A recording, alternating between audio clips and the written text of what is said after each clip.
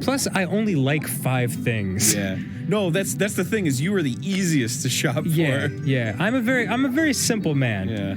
I like the New York Giants, The Last Unicorn, Rush, and Stegosaurus. Yeah, there you go. Everything else is pretty much fucking whatever. Oh, and video games. Nausicaa. Yeah, Nausicaa. You like Nausicaa. Well, yeah, you could put anime in there and ninjas. So I was I guess I was like 12 when this came out. Yeah. Which was the same age I discovered Rush. So like I have these awesome memories of just hanging out by myself and like fucking listening to Rush and playing this game and just being like, my life is good. You know, if it's a little labyrinthian and it's like, oh, it's a maze. Right. I'm just saying it's like, it might be frustrating to watch. It's not frustrating to watch. It's pretty fucking amazing. Just like my ability to recount every Rush album by year in chronological order in 30 seconds or less. Go for it. Do you really want me to? Yeah. Okay. Time me. God damn it. I gotta fucking open up my timer. Okay. All right. Okay. Ready? Sorry, everyone. Just indulge us on this. Here we go and go. 1974 was Rush. 1975 was Fly By Night and Caress of Steel. 1976 was 2112. 1977 was A Farewell to Kings. 1978 was Hemispheres. 1980 was Permanent Waves. 1981 was Moving Pictures. 1982 was fucking Signals. 1984 was Grace Under Pressure. 1985 was Power Windows. 1987 was Hold Your Fire. 1989 was Presto. 1991 was Roll the Bones. 1993 was Counterparts. 1996 was Test for Echo. 2002 was Vapor Trails. 2007 was Snakes and Arrows. 2012 with Clockwork Angels. Done. 27 seconds. Yeah! Holy shit. Wow. I like that band. I never got that impression from you. God damn. That was really harrowing. That's pretty cool. I mean, I guess. Spent a lot of time listening. It's actually impressive. There's a couple bands I could do that my with. favorite band. I wouldn't be able to do that too. I'd be like, their first album was, what the fuck was it called? What's your favorite band? Jamiroquai. Oh, Jamiroquai. So their first album was... And time. 4. How many albums do you have? 4? We have 3 albums and a cover album. So that's 4. Yep. So I was right. Yeah, I guess so. Well, some people wouldn't count the cover album as you can name the whole Rush discography in 45 seconds. I can name the whole NSP discography. Can you? In 2 seconds. Really? Yeah. Let's hear it.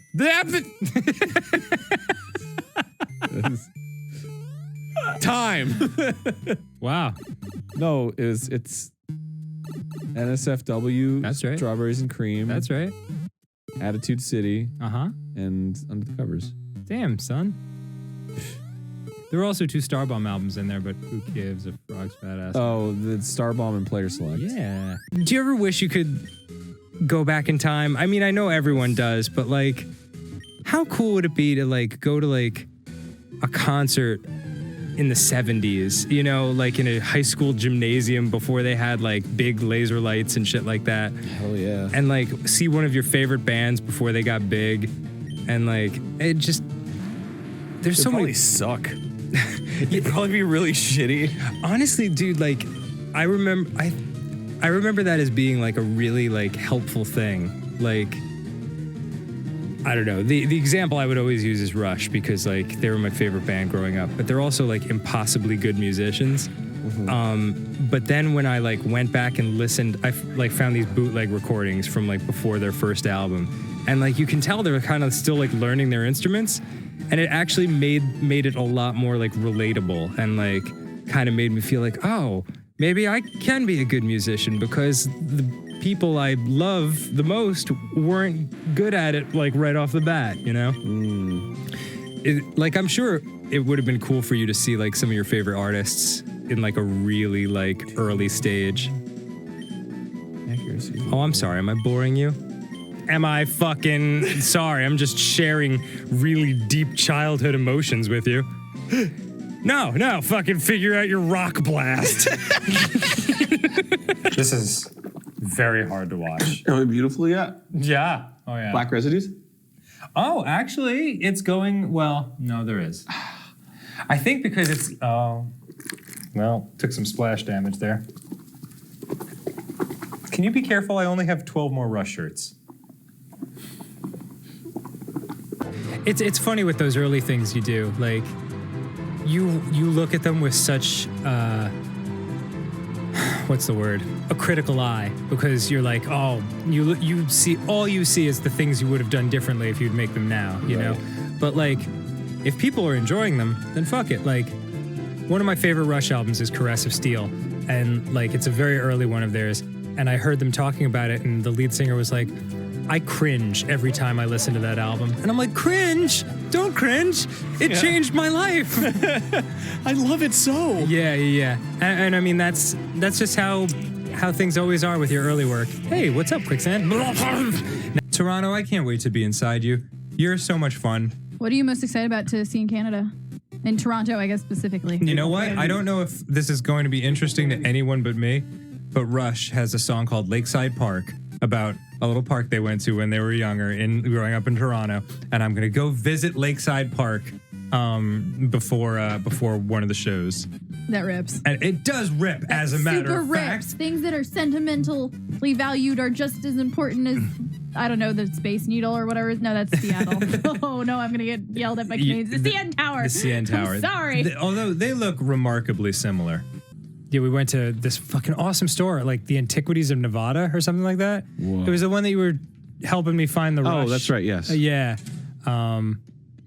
Got a signed 2112 album by Rush. And I was like, oh my God, this is exactly the kind of thing that I could never dream of owning before. And now, it's mine. I want the money, it's mine. Oh, you got it? I got it, yeah, it's hanging up in my house. You should come over to my house once in your life. No, I've seen it. I'm just kidding. Ooh, I moved on. Oh, sweet. The 2600. Oh, the Atari. Yeah. Wow, that was 1977. 8-bit, too. I thought it was like 4-bit or some shit. God, I wasn't even alive. Although Rush did release their seminal album, A Farewell to Kings. Is this your whole life in terms of Rush albums? More or less. Just how it works? The Blob cometh. I know all the Jamiroquai albums, but I don't know when they came out. I don't know why. I guess because must have been an OCD thing. Numbers were always important to me. Fucking Aragon Ballroom, we're playing that in Chicago, and like, that's where Nirvana played in the 90s on the In Utero tour, and where Rush played in the 70s on the Farewell to Kings tour. And I'm like, oh my God, it's so awesome. Man, what Kings were they saying farewell to? I don't know. Probably the LA Kings. Maybe they relocated the hockey team. King Louis the 38th. Yeah, that's probably what they're still around. Yeah. They're still, I don't know if you know that, but they're still kicking. Yeah, they're doing great. Lauren Hyman asks, what's my favorite Rush song? The answer is Xanadu. It's true. Do you Xanadu? Oh boy. Dan, what's your favorite Rush album? It's A Farewell to Kings. Danny, is there going to be Ligma in the next stream? Aaron? Yeah. Ligma? I don't know, Dan. Oh, you set it up. God damn it. Ligma nuts. Oh! All right, when we edit this stream later, that's gonna it's gonna sound right on point. I think you're probably gonna get some Sugma before you get Ligma. Let's just release into the sky. This is bullshit. In the constellations of Cygnus, there lurks a mysterious invisible force, the black hole of Cygnus X1. 6 stars of the Northern Cross, mourning for their sister's loss, in a final flash of glory, nevermore to grace the night. That's from a Rush song. I was actually going to ask you if it was from a Rush song. You know it's from a Rush song. Because you knew it so perfectly out of the context of the song. Yeah, totally. I study Rush. If Rush had been a subject in school that I could have mastered, I would have done that. If masturbating alone in my room, sadly, was a class in school, by George, I'd be teaching that class. You would have gone to college. You know what? I would have gotten a scholarship. Yeah, a scholarship. Just solely on that class. So don't even front me about your fucking Rush shit. Wow, I wasn't fronting. 1980. So 1978, Rush had just released Hemispheres. This is 1980 when they just released Permanent. All right, let's open this present, dude. Is this it? Yeah. The woodland creatures are all protecting the Master Sword. This, when I did this in the playthrough, like to practice for this, I like got crazy heart palpitations because I remembered this so clearly. This was a huge triumph for 12-year-old Dan. Yeah.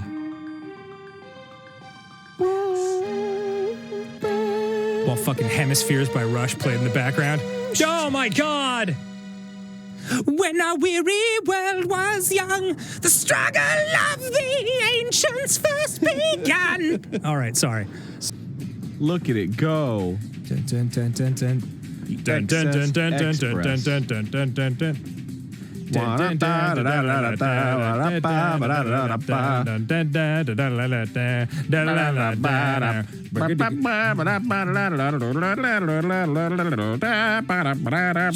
6.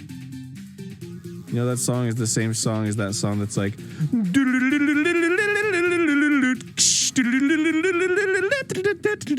Is it really? Yeah, it's the same song. God damn, that song rules. It's called Powerhouse. Oh yeah, that's right. It's from like the 30s, right? Yeah. Yeah. Rush did a little thing from it in La Villa Strangiato. Oh, really? Really? That's so cool. I'll play it for you later. It's rad. All right. What do you have, an accordion or something? Yeah. I'll play it on my mouth harp, my Jew's harp. We have reached the halfway point in this hair situation, and I look like several 70s bands, lead singers that we have all agreed on. Foghat, Uriah Heep, Rush. Actually, can you put a picture of Geddy Lee circa 1978 right next to me? Yes! This is my dream! Lady Gertawak. Bertolac. Bertolac. Yeah. Sounds like a fucking laxative. I really only know it because it was supposed to be a Rush song. Oh. Like back in the day when Rush would like do big like songs about like medieval crazy shit like Hemispheres and Xanadu and stuff like that. They were gonna do one for Circa Wayne and the Green Knight, and they decided at that point that they were like burnt out on that type of song.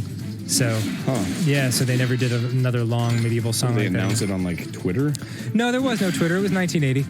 But that pieces of what was going to be that song became another song of theirs called Natural Science, which is fucking super awesome. Okay. So all's well that Is ends there a well. Rush song you don't like? Very few. Very few. What's your least favorite Rush song? Believe it or not, it's their least favorite Rush song too. It's called Tai Shan. Whoa. Yeah, it's about China, and it's just kind of whatever. But like, I saw an interview with Geddy Lee and Alex Lifeson, and they were like, "What's your least favorite song?" And they were like, "Tai Shan" at the same time, and I was like, "Holy shit, nice!" Wow. And you had already made that decision Yeah, for yourself? it was from a kind of blasé moment in their careers, I see. of which there have not been many. Cool. I never played on a ZX, but I can pretend I did. Wow. That's the history. Oh, so we're gonna learn a little bit. Yeah, you know, you laugh a little bit, you learn a little bit. 1981. I was 2 years old. What? Yep.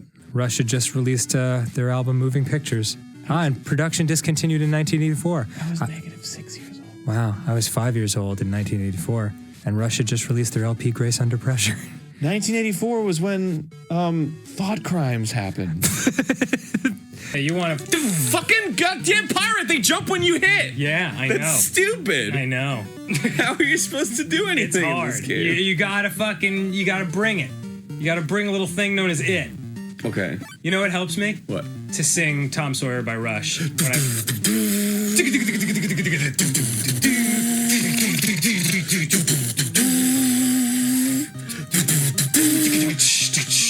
Though his mind is not for rent to any god or government. I don't know the words. So. The river. Oh. The river. Isn't that book like horribly racist? No, it's actually quite not racist. But it does drop N-bombs because that was the language of the time. Right. But Tom Sawyer himself is a character who thinks beyond that shit. So like, even though he has a friend who's named N-word Jim, he befriends him because he's like, what's wrong with black people? Mark Twain was very much against racism in a time where racism was so totally accepted, it was weird to not be into it, you know? Oh, gotcha. Yeah. So it's a great book. Huckleberry Finn, on the other hand, is a fucking douche. He is a douche. Wow. Yeah. Really? Yeah. That's why, that's what that Rush song comes from. Tom Sawyer, it's like, his mind is not for rent to any god or government. Like, he thinks differently. Yeah. I'll always work Rush into it somehow. You're always rushing to add Rush in there. God, I love that band. Jesus. I know. I know you do. Yeah. We know, buddy. Me, on the other hand, I pretty like it a lot. Yeah, awesome. Good enough. 1983. So now my sister was born, and it was 1 year after Rush had released their seminal album Signals. I was brewing in the nutsack of an older man. All right. Whoa! How progressive. How prog of them. Yeah. How prog rock. So this is a fucking labyrinth. It's bullshit. The members of Spock's Beard would be pleased. Spock's Beard? It's the first prog rock band I could think of. Not Rush? Well, definitely Rush, but I feel like I go to the Rush well too often. Yeah. Shit, there's a fucking ton of prog rock. Rush, yes. Early Genesis, Pink Floyd, Coheed. debatably. Gentle Giant. What was it? Coheed. Coheed and Cambria, fuck yes.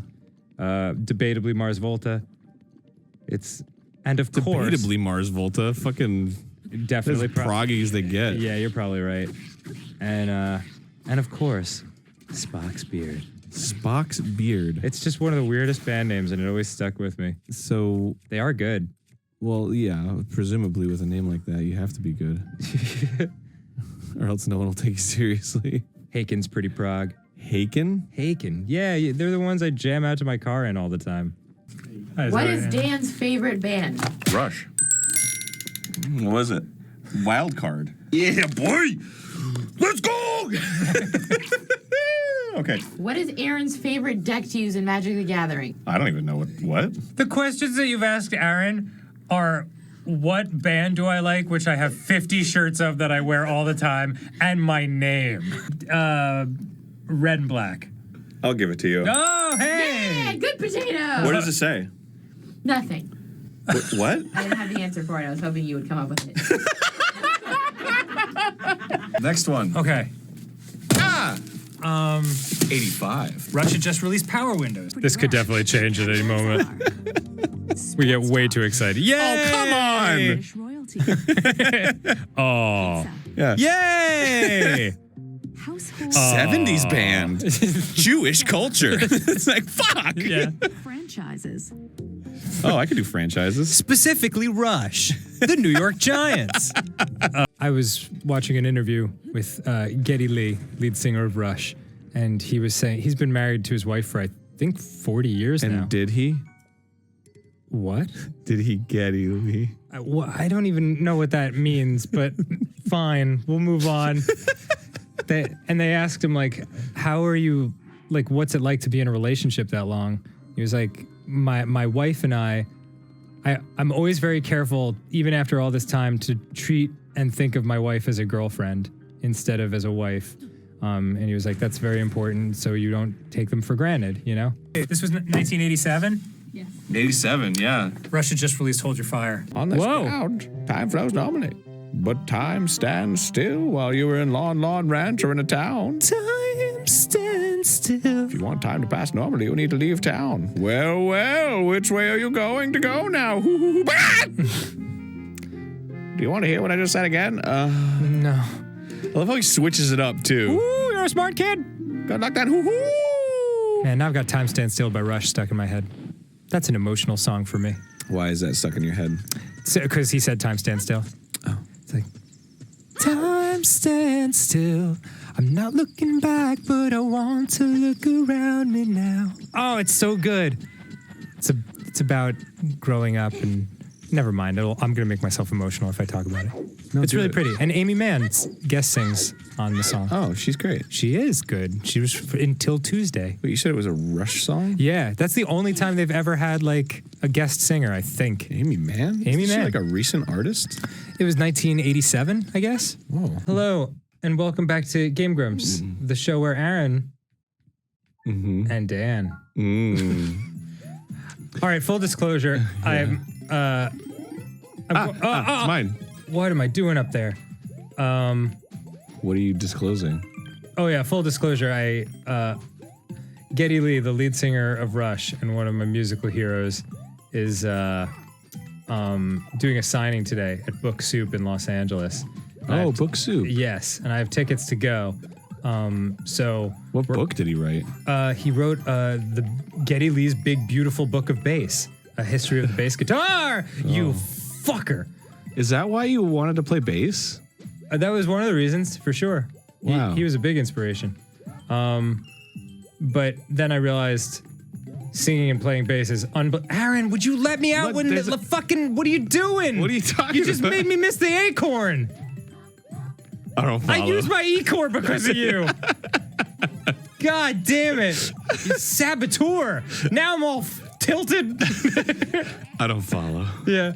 Anyway, long story short, he's doing the signing, and so we're doing a very early Game Grumps session today, and I didn't sleep very well because I was too excited. Really? Yeah. Oh, of course. That's adorable. Yeah, so I'm fucking deliriously tired right now. Oh, cool. Do you want some Monster Energy ham? Yes, please. 1989, Russia just released Presto. It was 2013 or 14 for sure. Because we played Mapio 2, and that was a delight. And that was one of the first games that we played. Mapio? Together. Mario. Oh, okay. If you just take out one of the lines in the R, it becomes a P. Yes. And thus Mapio was born. What a... Ah! It's a no-touch challenge. Don't touch anything. That's how the band Rush became Push. And the movie Rocky became Pocky. So delicious. Pocky and Rocky. It's a Yeah. great game. Oh, is it really? Yeah. Thought you were going to say that's how the band Rush became Rush, was getting killed by a piranha plant. Yeah, that's what happened. They were just playing Everybody Mario knows that. 3 and they got real frustrated. And they were like, let's start a band 20 years before this came out. He does stuff that I love in a lot of rock music. Like, I can't think of another example, but Alex Lifeson from Rush, the guitarist, he'll let like one note drone and change the notes around it, you know? And it just gives it this really cool feeling of like steadiness, but also like moving powerfully. Oh, damn. Huh. And he does that a lot. Ow! 1991. 1991, Russia just released Roll of Bones. To fold. Come on, man. Well, your head. You gotta know when to hold them and when to fold them. Lady Luck is golden. She favors the bold. That's cold. Stop throwing stones. The night has 1,000 saxophones. Let's get out there tonight and roll the bones. Get busy. And then do, and then do. Okay, hold on. Do. Wait, Whoa, wait. Oh, okay. You're like my friend Josh, who used to like play guitar to a reasonable degree, like, but not good. And I'll tell him you said that. yeah, no, he probably knows it by now. And so like he would always take on like bite off way more than he could chew when he was trying to like show off. So he would like try to play along. He'd be like, yeah, I can play that solo from that Rush song. No problem. I'm like, are you fucking sure? Because you've been playing for 6 months and Alex Lifeson's one of the greatest guitarists of all time. And he was like, yeah, fuck you. And then he'd like play 2 notes and then be like, wait. And then he'd 2 more notes and he's like, wait. Yeah, when you're playing it on your own and you're hearing it in your head. Yeah, like, yeah. You're like, oh yeah, this sounds great. It's fine. And then you play it for somebody and it's like. Wait. Wait. Wait. Wait. Oh. 1993. 1993, Russia just released Counterparts. Well, I made a song. It was like, I'm peeing and I'm peeing and I'm peeing and I'm peeing. It feels good. Forrest Gump? Forrest Gump. It's very powerful. It's a powerful movie. Although the CG on the old footage is very bad. Is it? This is really bad. It was 1994, so I remember it being not distractingly bad at the time. Why do you know years? I think it's partially because I think it's partially because of obsessive compulsive disorder from when I was younger. Oh. I remember like what year everything happened, and like just because numbers were like very important at the time. Gotcha. Yeah. but it's weird. I can tell you almost any like classic rock album, what year it came out and such. Go ahead, name one. Do Pink Floyd or Led Zeppelin or Rush? How about 38 Special, the album that with Hold On Loosely? Yeah. Let me check my computer brain real quick. Almost got it. Oh, sorry. Hold on, I gotta look it up on you. I'm just thinking about it. The verse of my brain. How do you spell loosely? 1980, right? Oh man. Okay. Totally got it. Wow, that was 1980? Yeah. I almost saw Geddy Lee at a coffee shop once. Oh wow. Yeah, he came in like 3 or 4 years after I did, but it was. I mean, we were in the same place, in this, on Earth. That's awesome. Who the fuck is Geddy Lee? You son of a bitch. That's the lead singer of Rush. Oh. I will headbutt you. I didn't know. I'm sorry. No, it's okay. Do you know who J.K. is? Yeah. The person who wrote Harry Potter. I guess that's true. J.K. is the lead singer of Jamiroquai, my favorite band. Oh, shit. Yeah. Jamiroquai is your favorite band? Yep. Also, Jamiroquai is not the name of that guy. Yeah, I think there's a common misconception about that. I'm learning a lot of things. I didn't even know it was a band. Thought it was just a solo artist. On August 3rd, 2015, Avedon performed with Steel Panther at their House of Blues venue, singing Party All Day. That was another dream come true situation. That was the last night of the House of Blues in LA, or the original House of Blues location. It was August 1st, 2015 was the final Rush show at the Forum. So, and I knew it was going to be the last show before they retired. So I was like, fuck it. I'm screaming at this. I'm singing every song, you know? I totally blew out my voice. So I did not have the best vocal performance at the Steel Panther show, but it was so great to be on stage with those guys, and it taught me a ton because they're such seasoned pros, and that was sort of before this newest iteration of NSP with TWRP as our backing band had hit the road. So it was very beneficial to see how they did it, and that's where I learned like, oh, I need in-ear monitors, you know, and I need like look at how they sound check, and it was a big learning experience for Brian and I. Handle first, 1996. Rush had just released Test for Echo. Stop throwing stuff! What is wrong with you?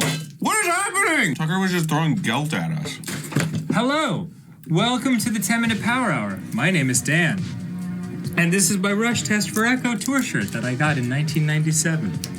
Did you really? Yeah, I saw them in Nassau Coliseum. Why are you wearing like an old shirt on a show where everything gets messy? It's like being attacked by one of those like little stone sculptures that the natives of Canada would use. Oh, Nukshuk, yeah. The First Nation folks. What the fuck? You've never seen those? No. They're like these little stone statues in the shape of human beings that the natives of Canada would use to like mark trails and like show others where they've been, because like they're, you know, frozen wastelands up there for part of the year, so it was easy to get disoriented unless you had markers like that. Wow, you are done with this guy. That you did not have bombs to share. He kept moving. Yeah, see up there on that's what an Inukshuk looks like. What? The green? No, on the screen. Oh. Yeah. They're interesting. Oh, sick. I only know that because Rush used them on the cover of one of their albums, Test for Echo, which is a beautiful album cover. Wow. Yeah. Ranked? I'm sorry? Rush album tier list, ranked? It's not one of their best, but it's a good one. Probably put it in the low teens. There's teens? I mean, there's 19 albums. 19 Rush albums? Yeah. 19 studio albums. They also had live albums. That's a lot of albums. They worked hard, man. They had an excellent work ethic. That's a lot of albums. It's many. I don't know if I could fucking listen to that many albums. You can. You've done it. No. I don't have that much time for music. Think of all the albums you've listened to in your life. Uh-huh. Melancholy and the Infinite Sadness by Smashing Pumpkins.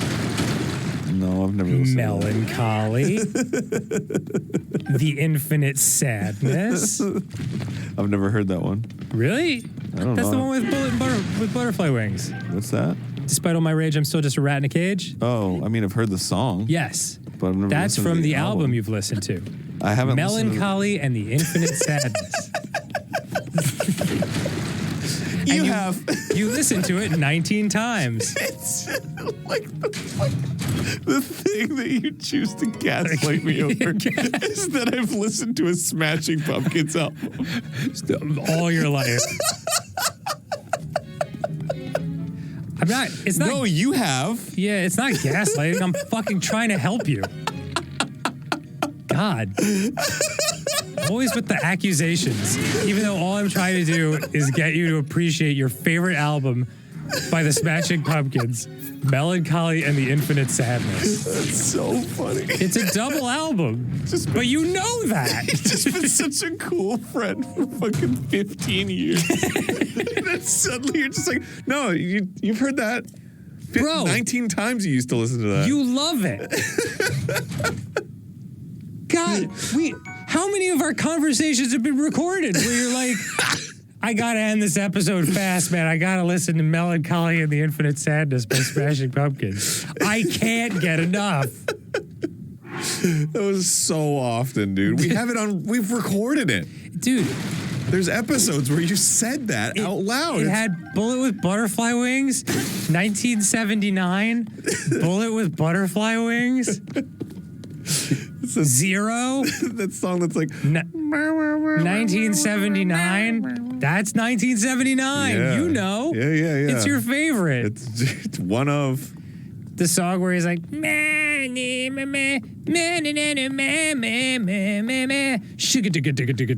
muzzle. That song. You love that one too. That's What? Which one? How does it go?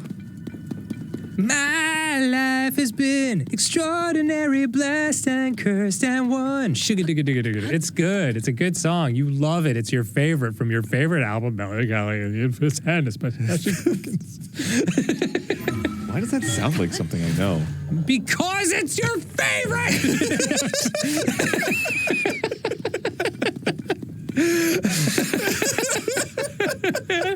This one, close your eyes. Okay. This is the next present. It sounded gigantic. Open your eyes. Oh! What in the world? What could this possibly be? It could be anything. It was in the year 2000. Rush didn't release an album that year. I'm listening to Rush lately. Oh, yeah? Not a whole lot, but... Any particular one? No, I just tell the Amazon Echo to put that shit on. I'm like, Echo, put that shit on. And then she's like, shuffling songs by Rush. Cool. And then I listen, and then it always puts on like, Tom Sawyer. And Limelight. Like, they're the really big ones. I love those songs, but they are not actually my favorites. Oh, no. My favorite Rush songs tend to be 15 to 20 minutes in length. Yeah, man. Well, you know what they say. I don't, Aaron. What do they say? They say, he gets high on you. And the space he invades, he gets by on you? Yeah. That's what they, yeah. Yeah, got it. That's what they say. Today's Tom Sawyer. Exit the Warrior. Yeah, he's got real mean stride. I know that part. Yeah, there you go. And I know the part where it's like... Do you believe in fate? No. Yeah. But it's a nice little thing to write stories about. Yeah. Yeah. I tend to think things just happen. To be honest, I'm terrified of fate. Oh, the idea that everything's preordained? Yeah, well, that's my weed freak out thing, where like everything's a loop. Oh, right, sure. You're just kind of repeating the same moment over and over again. Yeah, I don't think it's the case. It terrifies me. You know, I just read a quote, Neil Peart from Rush, who sadly died a few years ago. His wife and daughter died. His first wife and first daughter died, like 25 years ago. Wow. Yeah, terribly sad circumstances. Was it like an accident or something? Yeah, his daughter died in a car accident, and his wife died of cancer the following year. Oh, jeez. And he had more amazing quotes than maybe anyone else I've ever read up on. I mean, you wrote him into a lot of his songs, eh? Yeah, but one of his quotes was, "Do yourself a favor. Don't ever say to me everything happens for a reason." Yeah. You know, and it really is true. Like sometimes when I think, well, that must have been fate, it's only the good stuff. You know, Yeah. It's like I think it comes from wanting to feel like my life is this special thing, and there's some higher power looking out for me or anything. But yeah, it's that idea that something's looking out for you. Yeah, but it's just as likely that I'm just a hairless West African ape that figured out how to make fire, and you know. You didn't figure that out. No. Don't give yourself so much credit, bro. Oh, thank you, Aaron. I just called myself an ape. Sorry to go way too up my own alleyway. Yeah, well, you know, fire was a huge invention for humankind. So It was. That's okay. a big deal. Some other ape. That's like saying you fucking made the iPhone. I did make the iPhone. I made the iPhone what it is today. That's like saying you dug with the my Qumran awesome caves. tweets. Just kidding. I don't tweet. How are we losing it so bad on episode 2 of this session? Oh man, today's been a day for me at least. Yeah, me too. I've been going through some times lately. Yeah? Yeah. What's going on? Well, I'm still broken up about Neil Peart. For anyone who doesn't know, Neil Peart was the drummer of Rush, my favorite band, and he died, as of this recording, less than a week ago. And it is the first time there has ever been a celebrity death where I like bawled openly. Wow. Yeah, there was some weeping happening at my house. Yeah, I somehow had a sense of that because the day it happened, I found out and I immediately texted you and was like, dude, are you okay? And you were like, dude. Yeah. And I was like, oh man, that fucking sucks. heart. Yeah. Well, it's weird because like, you know, we have the opposite experience where, you know, parasocial relationships are strange things, you know, and so being on the other side of it, I can understand. He was a very private guy, so people didn't even know he had brain cancer for like 3.5 years. Wow. Yeah, until he died. Like, that's when people found out. But he's been fighting it for a long time. And I can understand. It now makes sense to me, like, why he would want to fight that battle alone and wouldn't want people involved. Oh, yeah. But, geez, man. Like, it's so many kinds of weird thoughts you have because it's like I was telling you, since I was 12 years old, I've listened to that band every day. Yeah. So there's been no day of my life in the last 28 years that hasn't been in some way touched or moved by something that he had a hand in creating. So it really felt like losing a family member in a sense. Yeah. And like all these weird thoughts come into your head, like my first thought was like, I should have been there for him. You know? Isn't that strange? Yeah, man. Well, I guess when you feel that much connected to somebody. Yeah. Like I can't believe no one told me, you know, his private health business. It was just very, very strange. But yeah, I loved him as much as you can love any person that you've never met in person. And if there is something after life, I hope it's good and I hope he's there. Right on, man. Yeah, that's all I got. But it was incredibly sad. I just you know, you want the people who make the stuff you love to like live long, happy lives and be okay. Yeah. and the idea that like us, Yeah. we'll live forever. oh no, probably not. And so to have someone like him, and I mean, he did live to 67, which is, you know, when you compare it to a lot of other musicians that I love, you know, it's a long life, but Yeah, sure. but it's still leaving a lot on the table, you know. Yeah. So I wish it hadn't gone down like that for sure. Yeah. Well, I'm sure that he knew, you know? Oh, he definitely knew and appreciated the fans, even though he was very shy and didn't like do signings and stuff like that.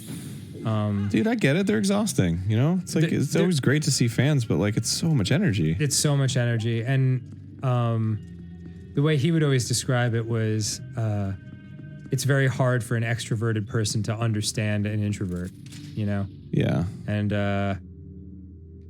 I kind of get that, even though I am pretty naturally extroverted. I feel like you're still an introvert. You know, you said that. I think I lean more towards extrovert, but certainly I need a lot of alone time.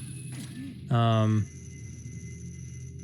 mean, it's probably like 55-45. Oh, yeah. If I had to diagnose myself, at least the way I feel inside. The way I feel. Because a lot of times, like, you sort of like go into roles based on your friend groups, you know? Like my friends back home when I was growing up, a lot of them, or at least one circle of them, was very introverted. And as a result, I became like the extrovert by default, you know? Oh, word. Yeah, because I was like, you know, if I don't keep this conversation going, there's going to be a lot of silence at this table, you know? But that being said, like once you do this long enough and you're in the public eye long enough, at least for me, I just want to withdraw more and more because your privacy gets so invaded and like things you say get twisted and used against you and you're like, that's not what I meant at all or what I said or the way it happened, but like it makes you want to actively say less, you know? Oh, word. Dude, I can relate to that 1,000%. Yeah. There's always, there's definitely like I feel mystified by the people, you know, the people who do what we do in the public eye. And then, you know, they just want to like share something on social media. I'm like, what's that like? Like everything I post on social media has to be like a joke or like, you know, like something that's useful to somebody or like, right. Shit. Or promoting something, you know, like I can't just be like, oh, I had a great day, you know? Yeah, I understand. So it's because it's like my life. I should have something. Yeah. You need to keep certain parts of yourself to yourself. There's that very famous Rush lyric because Neil wrote all the lyrics, so a lot of the sentiments in the songs are his, and one of them is my favorite song on this topic by them is called Limelight, and you know, there's lines in there. I can't pretend a stranger is a long-awaited friend, you know? Nor should you have to. Yeah. You know? It's very understandable. But it's all about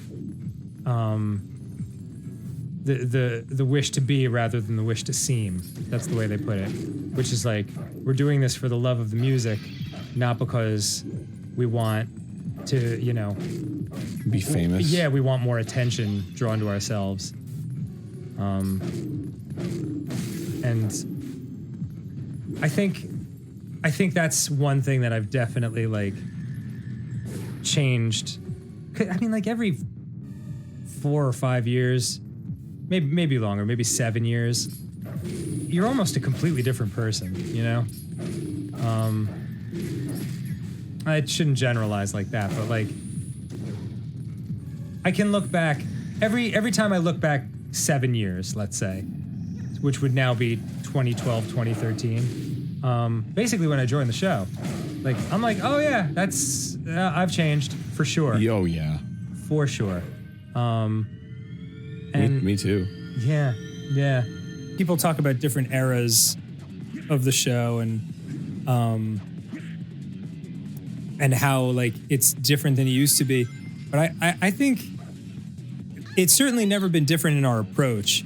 I think it's just that we changed.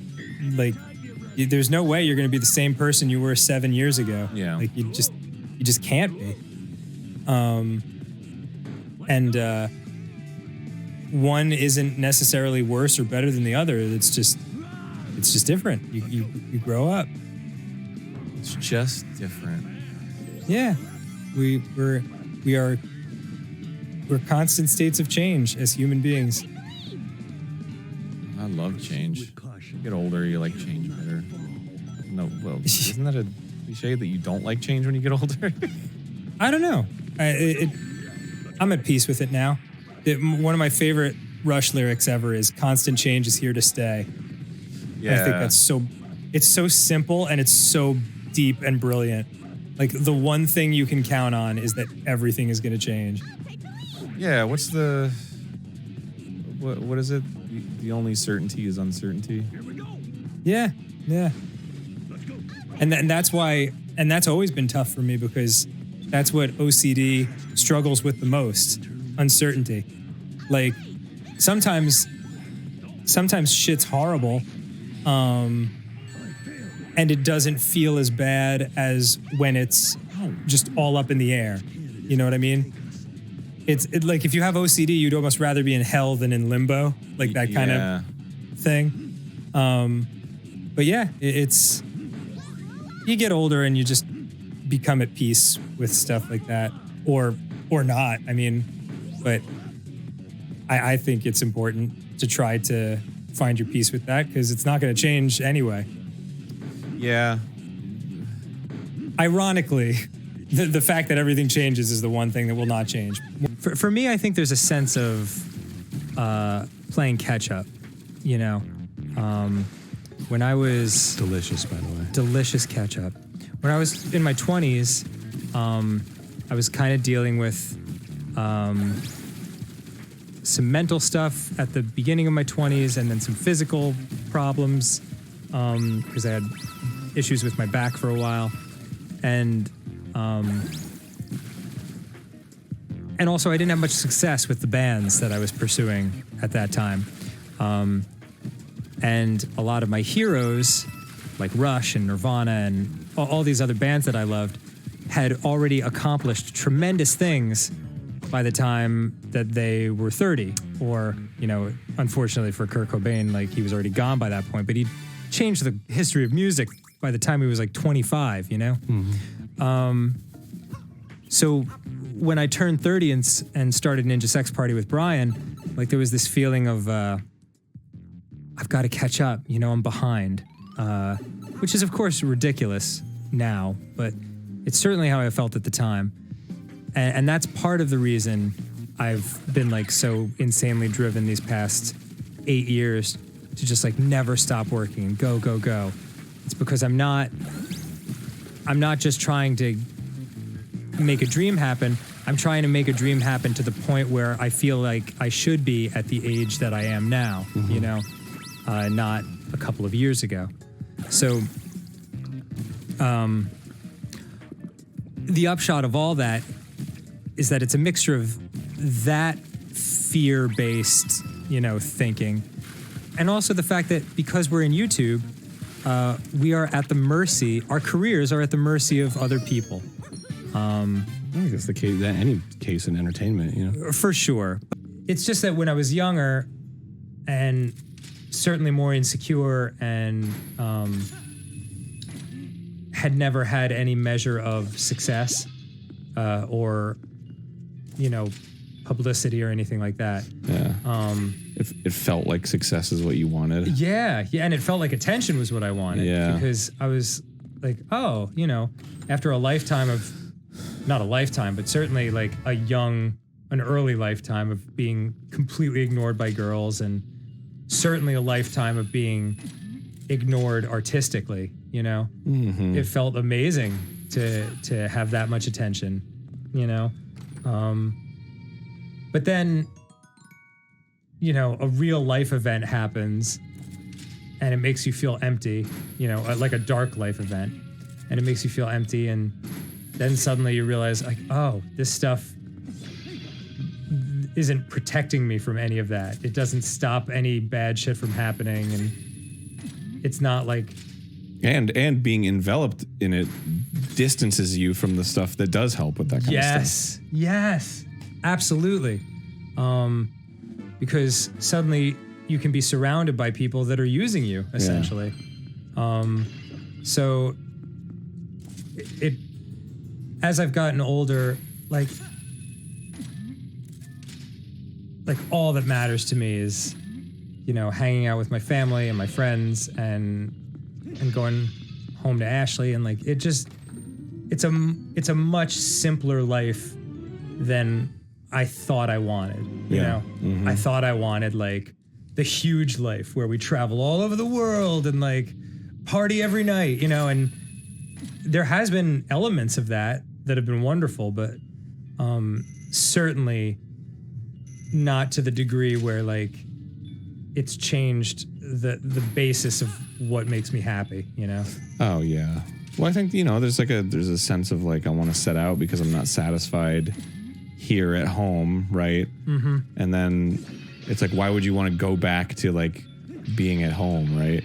But you're really just setting out to make a new home that's unique to you. Yeah, for sure.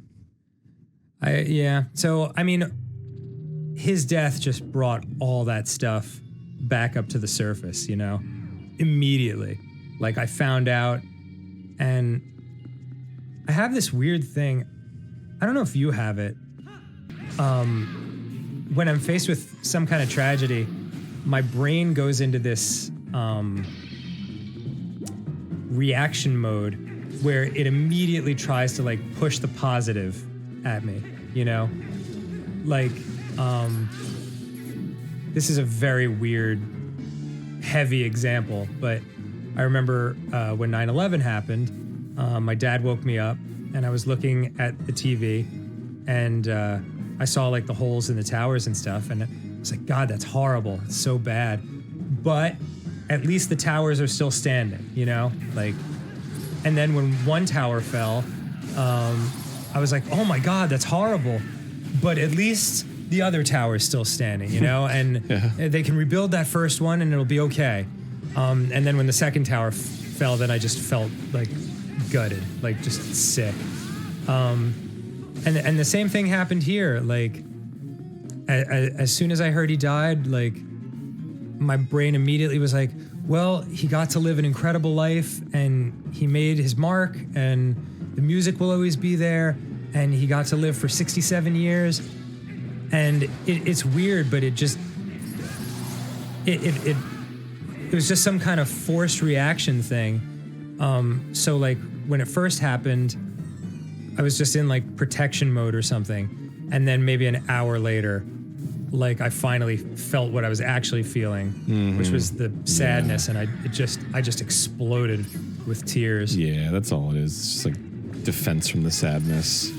Because I experience what you're saying, but it's different. It's not like a positive. It's a distance. Whenever something happens that's like sad, I'm just like, well, I guess I didn't really care that much about it, or you know, like it's like it's the same instinct. Yeah, just trying to distance myself from it and in some way to protect from it. It's got to be a survival thing, you know, because you know, in the animal kingdom, when you're just out there caveman style, when you're moping, you don't have time to be sad. Like if a wolf just ate your friend, you know, you've still got a wolf to deal with. Yeah. It's only afterwards back at the cave that you can mourn, you know? Word. So yeah, it's... What's your cave? My bathtub. Hell yeah. Cried a lot in the bathtub. Fucking get those Lush bath bombs. Yeah. It was a big week of lavender bubbles and tears mingling. Hell yeah, lavender's a relaxing agent. It's very nice. So yeah. Stay away from So I've just been in a weird headspace for the past couple of days. That's fine. Yeah, as I will continue to be. Though, you know, another weird thing about being in the public eye is everyone knows I love Rush, you know? And so I got a huge outpouring of support from people, you know, saying, I hope you're doing okay. When in fact, the introvert side of me just wants to be left alone, you know? Mm-hmm.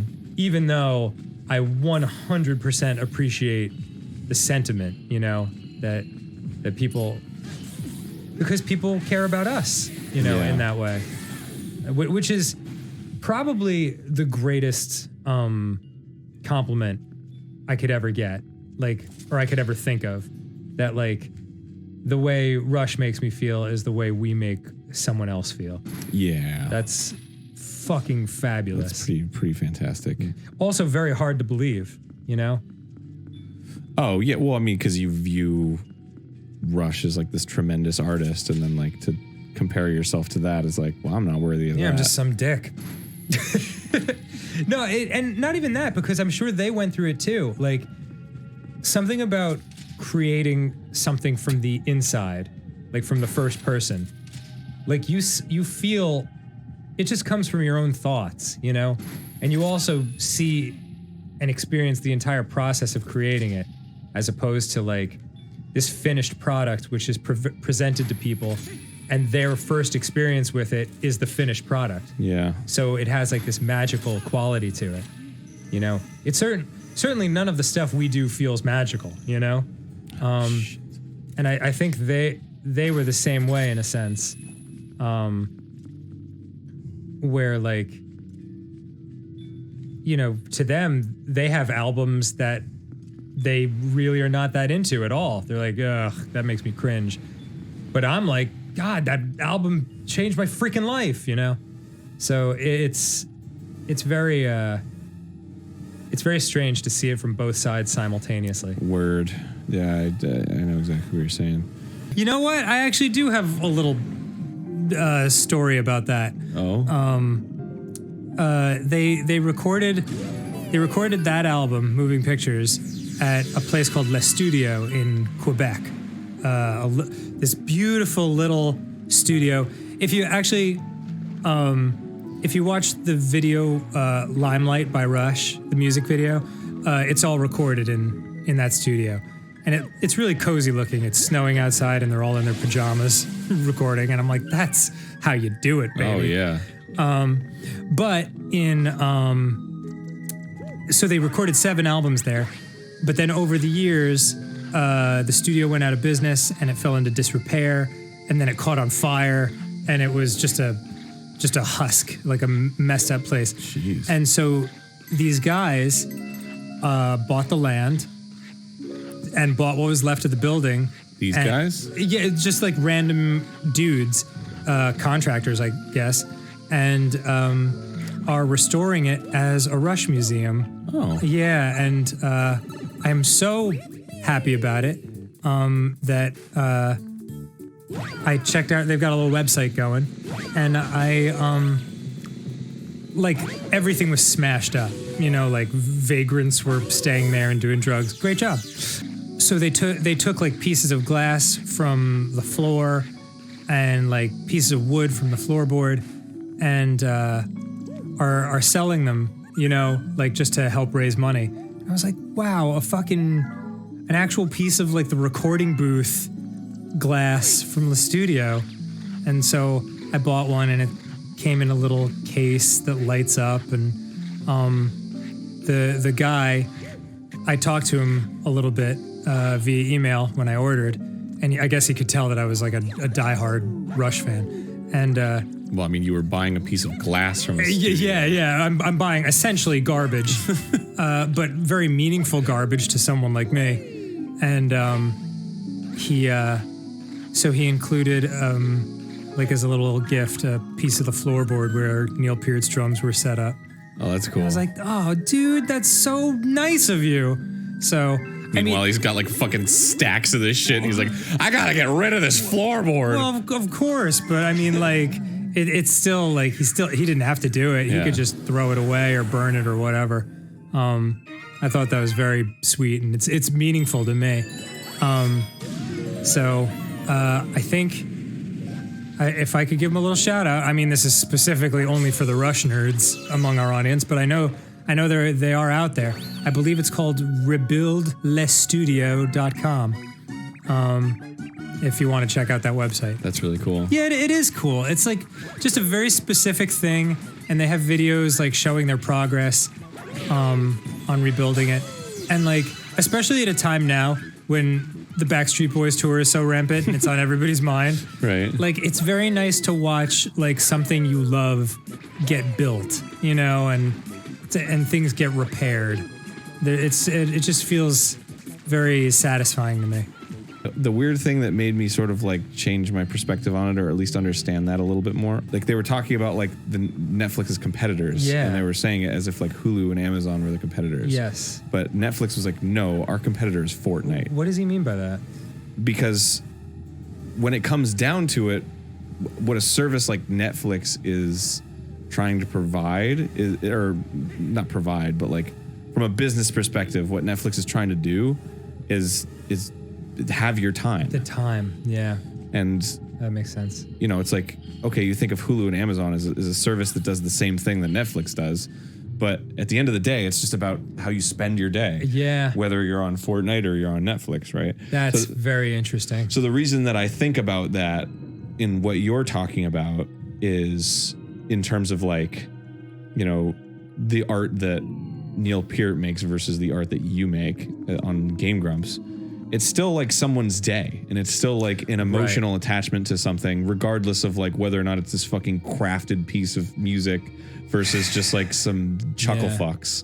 Like at least they spent like hours of their day with you. Yeah, and enjoying it. And appreciating it. Yeah, enjoying it in a way that we can enjoy it because we're us. Yeah. You know, like nothing that comes out of our own brains is really going to surprise us that much, you know?